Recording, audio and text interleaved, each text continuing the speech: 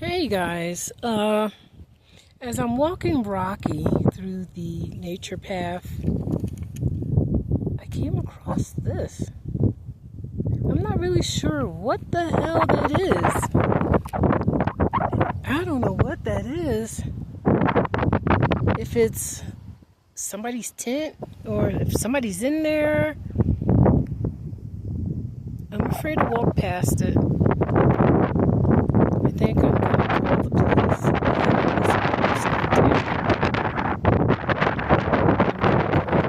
not sure what that is, or if there's a person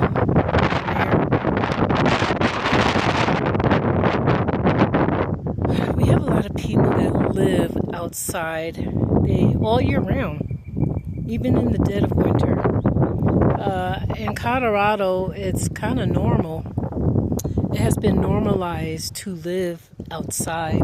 If you can't get help, if you're a homeless person in Colorado and you can't get any kind of help, they just kind of leave it up to you if you want to live outside. They don't give you a helping hand. I mean, there are a few places, the bigger cities, but I'm talking about the small little country towns and places like that. They just kind of leave it up to the people to live out in the woods in this kind of environment. And down here, you'll see, I don't know if I passed it, there's sleeping bags and stuff out here. There's also wild animals out here.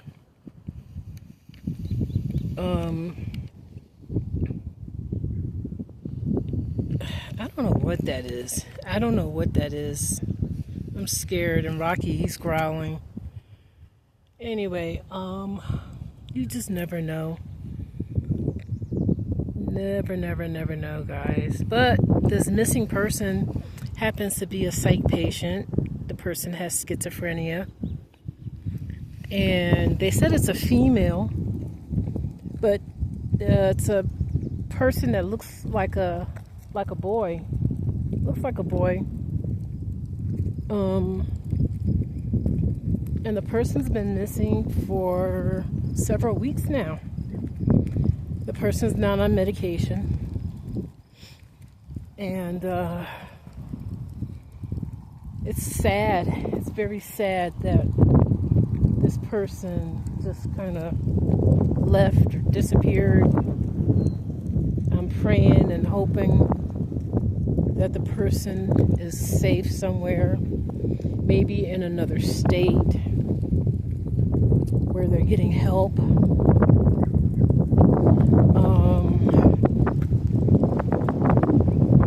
Or maybe people are helping that person.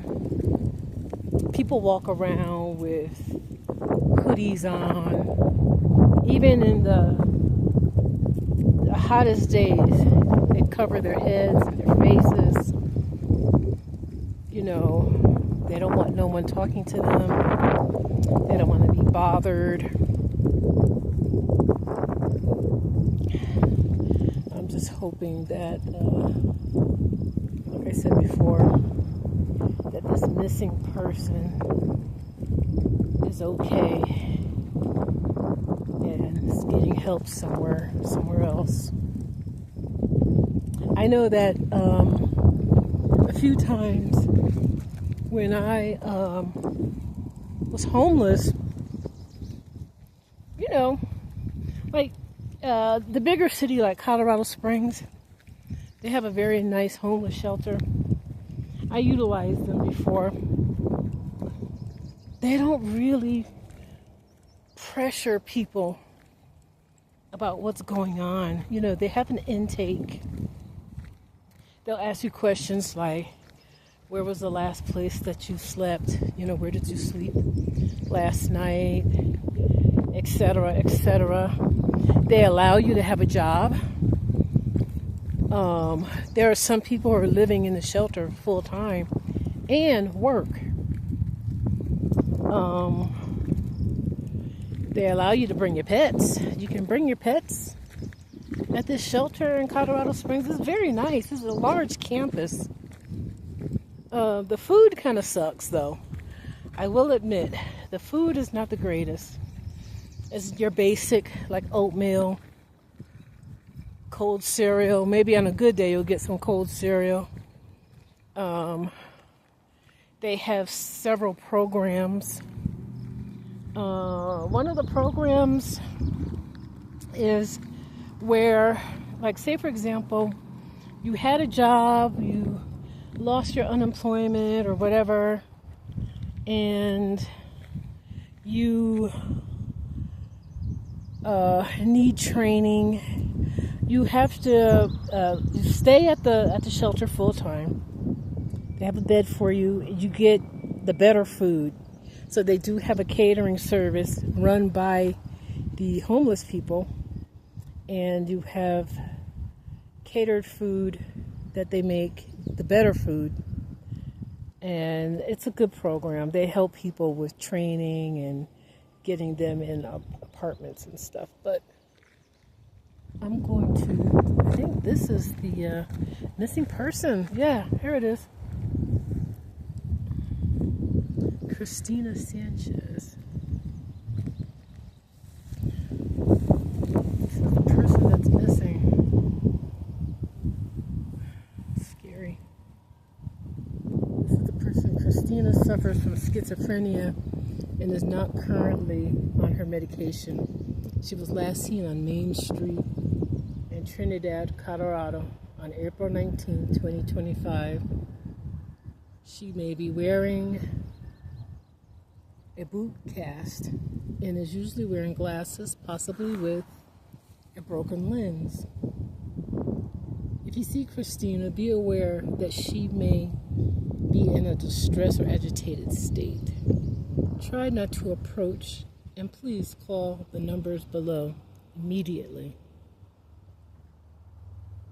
If you see Christina or have any questions, please call 911. Her mother, missing, at risk person.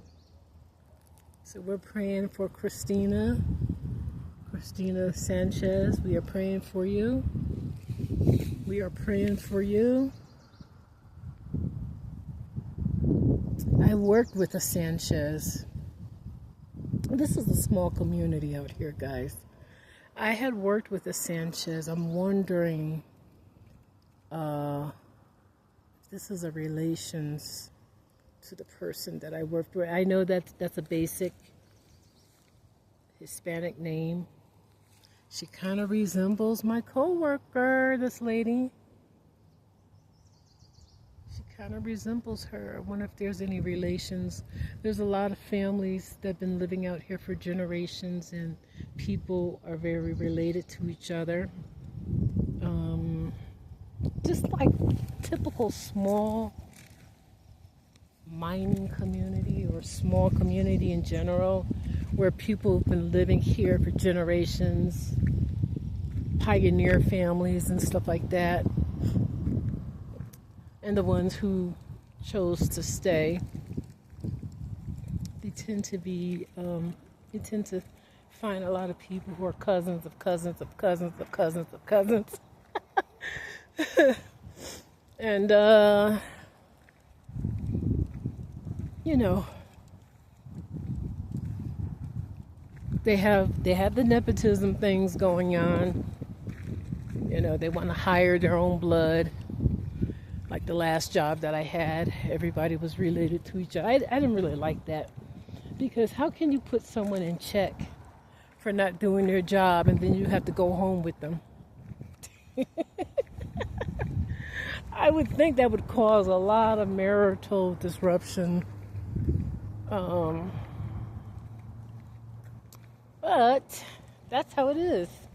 Especially when you have jobs that people don't want.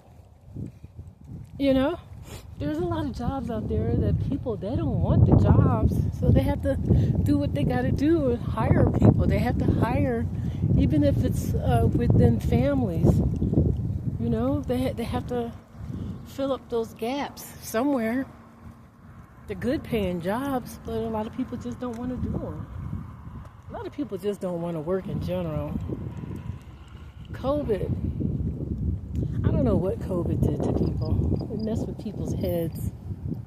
People don't want to work. They don't want the good paying jobs.